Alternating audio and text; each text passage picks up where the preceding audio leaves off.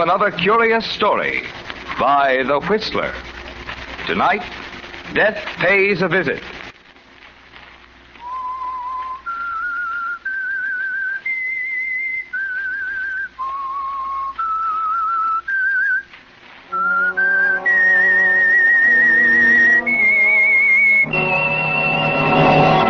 I am the Whistler, and I know many things, for I walk by night.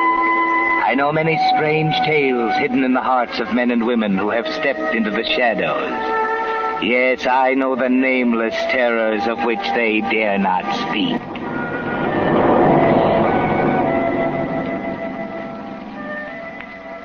The Crowleys are a typical young married couple, the kind of people you have living on your block. A little more prosperous than most, perhaps, drive a better car, nicer clothes, you know. Funny, too, because Jake Crowley only earns $47.50 a week as assistant manager of a branch of Sellers National Bank. And the neighbors might be surprised to learn that the Crowleys have only $321.17 in their joint bank account.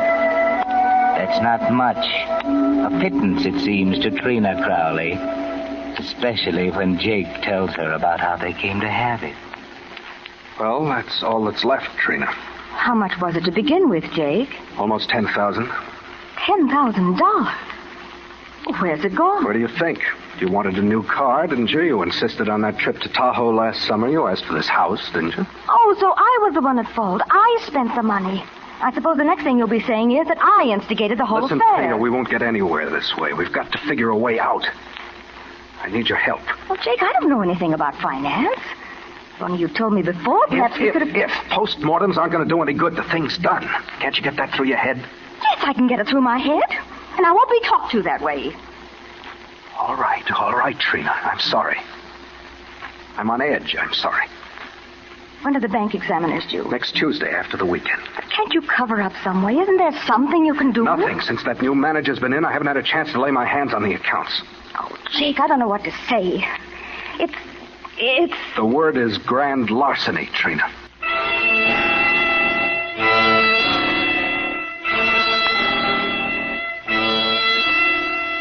And that's how it began. Jake had stolen $10,000 from the bank, and they had to do what they did. They were desperate. There didn't seem to be any way out. No way at all. Then, as though fate itself had planned it, the letter came. I don't like your precious cousin, Charlie. I wish he'd stay home where he belongs. It's only for the weekend, Jake. He says in his letter he'd enjoy spending our wedding anniversary. Well, I'm not going to enjoy having him. Those stupid jokes he tells. I can hardly wait to hear that cheery laugh of his.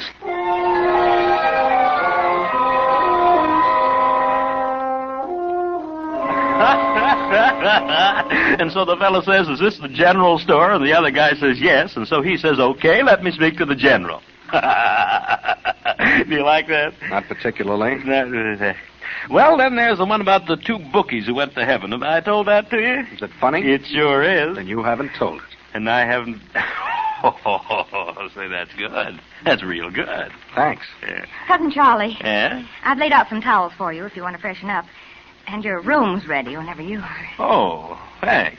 Well, I guess I'll go upstairs, then. Hey, where's that little traveling kit of mine? Oh, it's there with your suitcase at the head of the stairs. Huh? Yeah, so it is. Getting so I can't see a thing without my glasses. I think I'll take my suitcase up, too. I want to... I dropped the kit. Oh, here, I'll get it, Cousin Charlie. You seem to have a lot of money here, Charlie. Oh, the kit came open, didn't it? It's in cash. Yes, I just sold a piece of property of mine in Missouri on the way out here. Funny old codger brought it.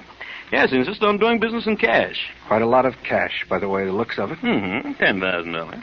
It's an awful lot of money to carry around. Well, I haven't had a chance to deposit it yet. You know, the funny part of it is I've been trying to get rid of that property for years, and no one would touch it. And then suddenly this guy offers me $10,000. Just like a present, ain't it? Yes. Yes. Well, I guess I'll go on up. Oh, happy anniversary. Oh, maybe I'm a little too early for that, huh? Well, anyway, happy anniversary. You know, Jake, I've been thinking, as long as Charlie has the guest room... $10,000. Did you see it? $10,000, Trina. It would more than make up what I'm short at the bank. I know, but I don't... 10,000. Jake. Good Lord, Jake, you... Charlie's got $10,000.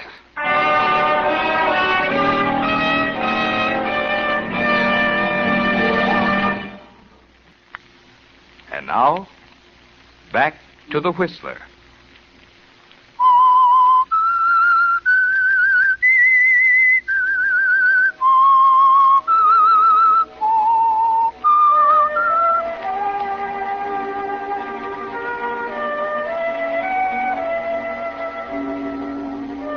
When Jake Crowley found out that Cousin Charlie had $10,000 in cash with him, his eyes went cold and hard.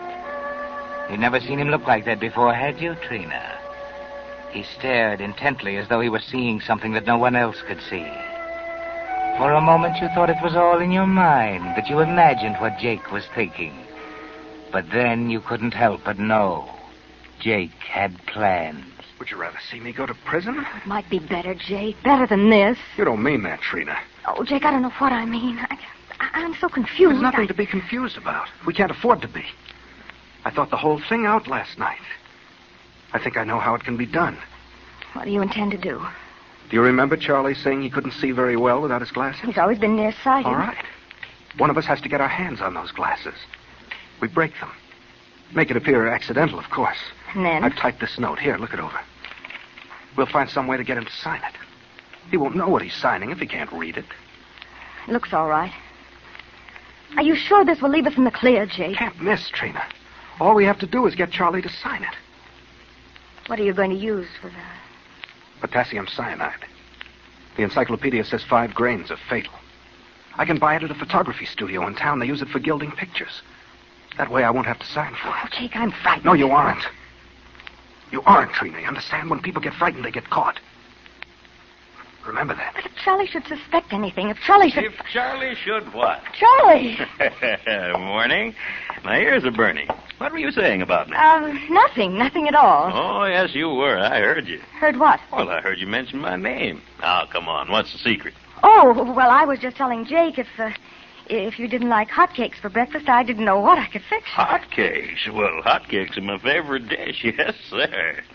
Oh, wait a minute. Before you two sit down, this water faucet's stuck. Would one of you see if you can turn it for me, please? Why, sure thing. Let me. I'm a regular handyman. That's me. Now, which one is it? It's the hot water faucet. Cold water works all right, but... Yeah. Yeah, it doesn't seem to be anything the matter with it. No, it's this one over here. Hey, look out for that cold water. Oh, dear, I've splattered your suit, haven't I? I'm so sorry. Here, take this dishcloth. Thank you. Here, let me have your glasses. I'll dry them Oh, for that's you. all right. I can do it. No, let me do it. I can... Okay, here. I don't know how I ever could have done that. Look out for the glasses. Oh, yeah. now, look what I've gone and done. I've broken your glasses. Yeah, it was my only pair. I'm sorry, Charlie. I'm terribly sorry.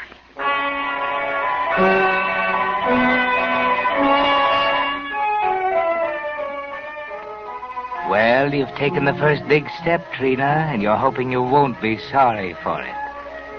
Jake goes on to work, and you and Cousin Charlie lounge around the house. That afternoon, you're out on the sun porch trying to read, but you can't concentrate. All you can think of is how to get Charlie to sign that note. Then, as if in answer to the question, an article in the magazine caught your eye. And there was the solution, as simple as that. What was it Jake said? People who get frightened get caught? Yes, be calm, Trina, and casual. Cousin Charlie, Hmm? here's an interesting article. Have you seen this? What? It's about the different specimens of handwriting. It says that your entire character can be determined just by the way you sign your name. Yeah? Yeah. It says if you circle your I's instead of dotting them, you're an extrovert. And if you don't cross your T's, you're an introvert. What are you, Charlie, an extrovert or an introvert? Oh, I don't know. Anyway, I don't go in for that handwriting stuff. It's a whole lot of fun. Oh, maybe it's not. They have a chart here that explains the whole thing. Charlie, Mm-hmm. Charlie, write your name and let me see if I can analyze your handwriting. Oh, no, Trina. I think I'd like to take a walk. No, it'll take just a some second. other time, Come on, huh? Please, Charlie. Now, don't Well, be now, silly. Here. Here, now, use my pen. Hmm? Go on now. Write your name on this piece of paper. All right.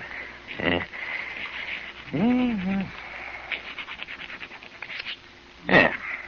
Now, are you satisfied? Yes. Yes, I'm satisfied.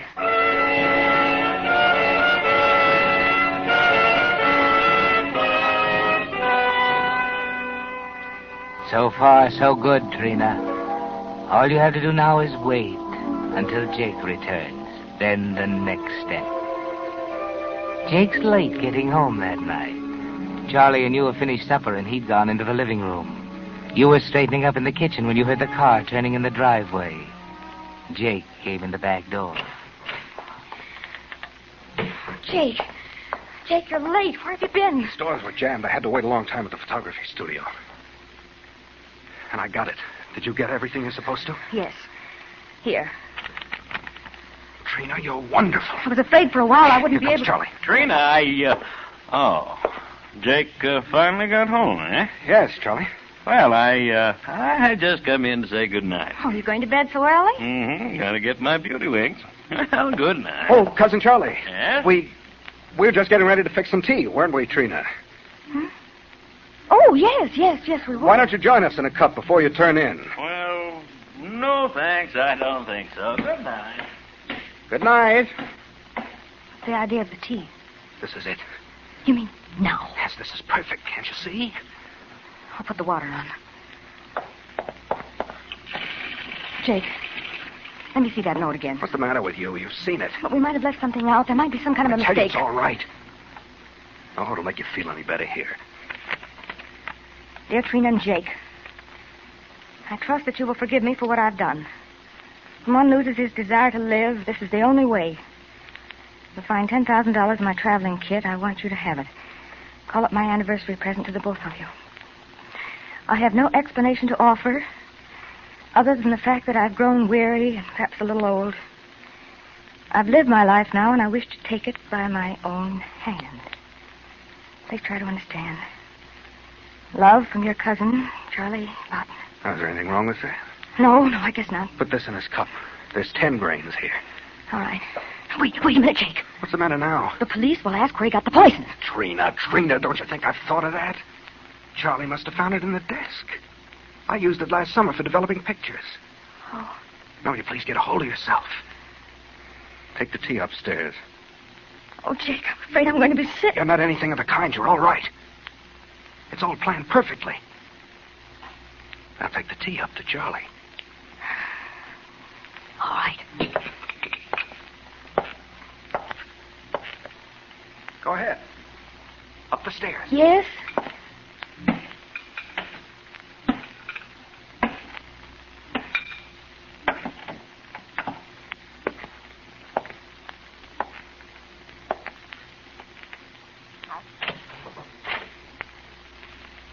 Here's your tea, Cousin Charlie.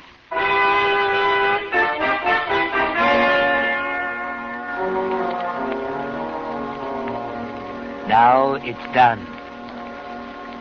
You and Jake spend a sleepless night, don't you, Trina? Listening, wondering, waiting. And then in the morning... I don't want to go up there, Jake. I just can't. All right, you don't have to. Let me have the suicide note. I'll take it up and put it on the lampstand. Do we have to call the police this morning? Of course, but there's nothing to worry about. We simply tell them I went upstairs to call him for breakfast and found him, well, that way. Jake, are you sorry we've done it? Listen, Trina, I was thinking last night. There may be more than 10,000 in this for us. Charlie's a rich man, isn't he? I think so. You're his only living relative, aren't you? Yes. All right. He's almost certain to have mentioned you in his will. Do you realize what that means, Trina? We'll be rich. Rich? Oh, Jake, it must be wonderful to be rich. You bet. Trina, we're both alike. I think that's why I love you so much. And I love you, Jake. I always will. Good morning. George! Hi, what's the matter? Well, there's nothing. She wasn't... Oh, I must have fallen right to sleep last night. That cup of tea, I didn't get a chance to drink it, but thanks anyway. Oh. Well, what are you staring at me for? Did I forget something? Well, what have you got for breakfast? Breakfast? Yes, breakfast, Trina. Oh. Eggs. Eggs, fine. How about dishing me up a platter? I'm kind of in a hurry, you know. I thought I'd go into town this morning, get me a pair of temporary glasses. I'll fix you something right away. Yeah. Oh, say, I meant to tell you, I used your phone for a long-distance call yesterday. I hope you don't mind. No, of course not. I had to call my foreman at one of my ranches. We're going to enlarge. Yes, finally got an okay for some building material. Figured I'm going up to look it over day after tomorrow. You told the foreman you'd be there day after tomorrow? Mm-hmm. Well, come on. How about those eggs? Oh, I'm sorry. Right away, Cousin Charlie.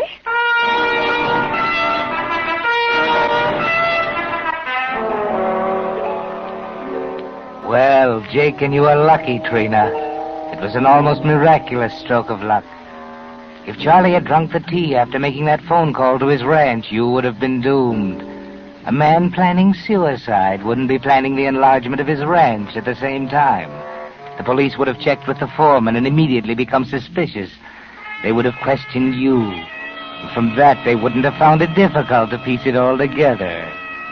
Yes, you were lucky. But your problem isn't solved. That evening... Trina, did Charlie get back? He's in the front room, listening to the radio. Did he get his glasses? Yes. Good.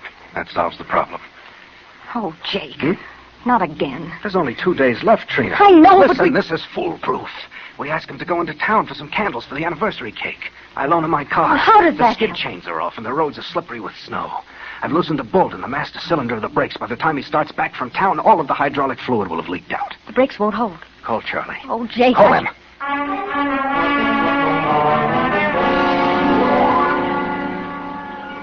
Here are the keys, Charlie. Okay. Oh, and Charlie. Yeah? On your way back, take the highway along the river. You can make better time. Okay, I'll hurry. Yes, be sure to hurry.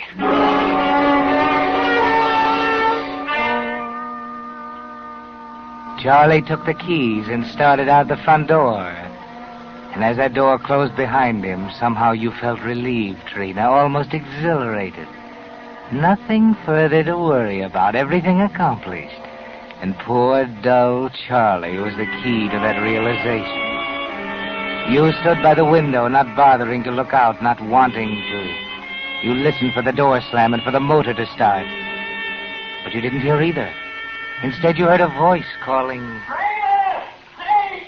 Someone come here quick! Cousin Charlie. Sounds like he's on the porch. Open the door. Cousin Charlie, what's the matter? I slipped on the steps. I don't seem to be able to get up. Give me a hand, will you? Yeah, here. Be careful. Get him in the house, Jake. Yeah, all right, take it easy, Charlie. Come on. It's my ankle. I'm afraid I've sprained it.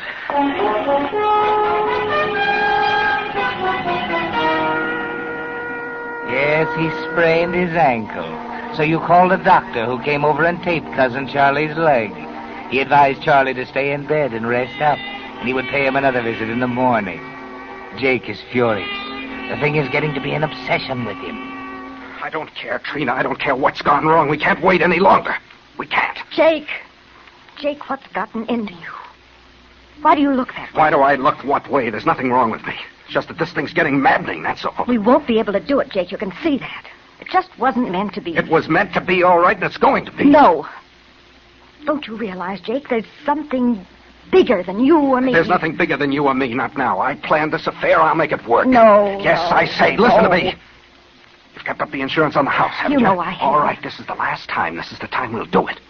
There's plenty of kerosene in the basement. It'll work. It's got to. You don't need it. We'll burn this infernal house to the ground and Cousin Charlie with it. No, Jake. Shut up. We'll be in the garage looking over the car brakes. We won't notice the fire until too late. Charlie started it with a cigarette accidentally. He was smoking in bed. But he's crippled. He'll never be able to get down the stairs. Of course, that's the idea. You wouldn't do that. We can to and we him. will. Trina, we've gone too far to stop now.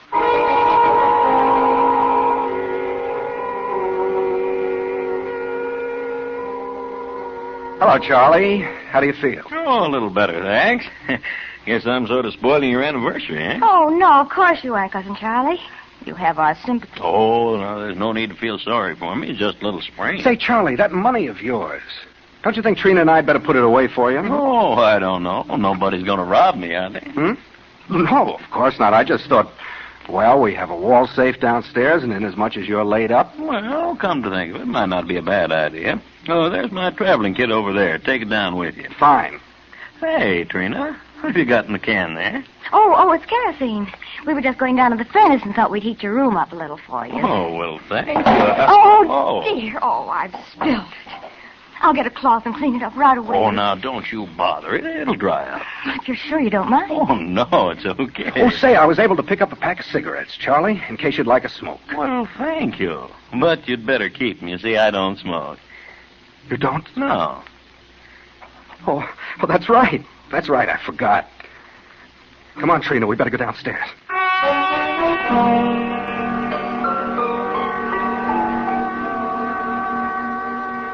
What was it the poet said about the best laid plans, Jake? Seems that whatever you try, you're wrong. Perhaps Trina was right. It just wasn't meant to be. But you can't give it up now. But, Jake, regardless, why can't we tell the police it started with a cigarette? Don't be a fool. Don't you think they'd discover he didn't smoke? Well, we gotta find something besides a cigarette. What can... Oh, I'll get it.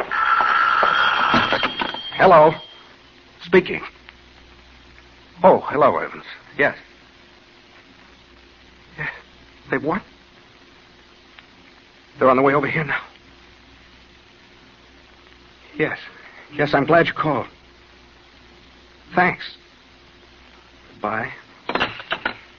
What is it, Jake? Jake, what's wrong? They discovered the shortage at the bank. They must have. That was Evans, my police reporter friend. He says the cops are on their way over here now. Evans said he thought I'd like to know. He's a nice guy. But how? I thought the bank examiners weren't due. I don't know how. Trina, you said you loved me. I do, Jake. Heaven help me for it, but I do. We'll run away, you and I. But if we're caught... We will be if we stay here. We've got to leave, Trina. We got Charlie's 10,000. Maybe we'll be able to start it again somewhere else. Not everybody gets caught, Trina. If we play it smart and stick together, people will forget about the whole thing in a couple of years. But, Jake... Will you come with me, Trina? Yes, Jake, you know I'll come.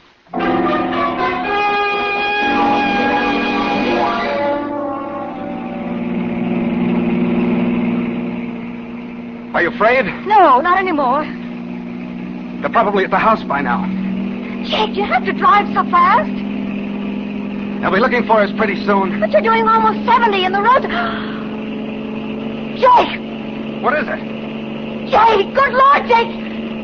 You forgot! The brakes!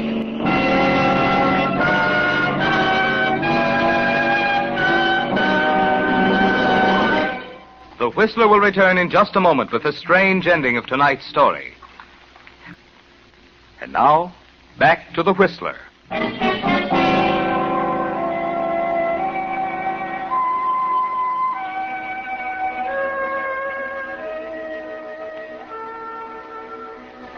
Well, in their haste to get away with Cousin Charlie's $10,000, Jake and Trina forgot one important little thing, the brakes.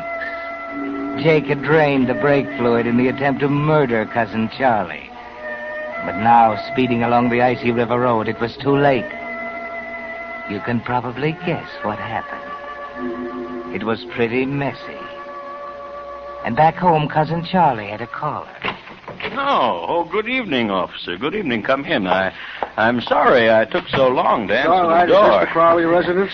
Yes. As a matter of fact, it is. But Mr. Crowley doesn't seem to be home. I'm Charlie Barton, Mrs. Crowley's cousin. Good. You're the one I'm looking for anyway. Oh, what can I do for you? Well, the department got a call from out west somewhere, somebody trying to get a hold of you. Something about some property out there. Didn't know where to reach you here in town, so they asked us to track you down. Here's the name and address. Yes, thank you. Excuse me, the telephone... Oh, sure. Go ahead. Thank you. Hello? Yes, this is the Crowley residence. No, this is Charlie Barton. I'm Miss Crowley's cousin. What? What? Oh, that's terrible. Yes, to identify the bodies, of course. I'll get someone to drive me down immediately. The what? $10,000? Well, that's strange. Well, I was going to give them $10,000 for an anniversary present.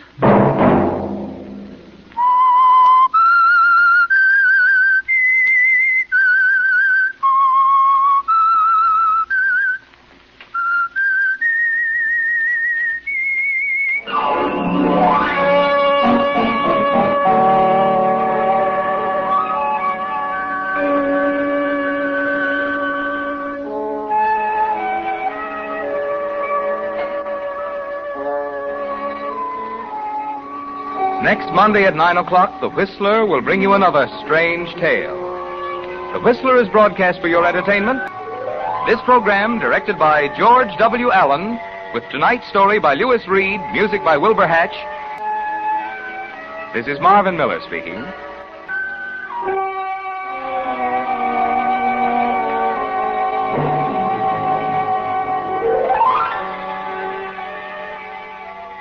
This is CBS, the Columbia Broadcasting System.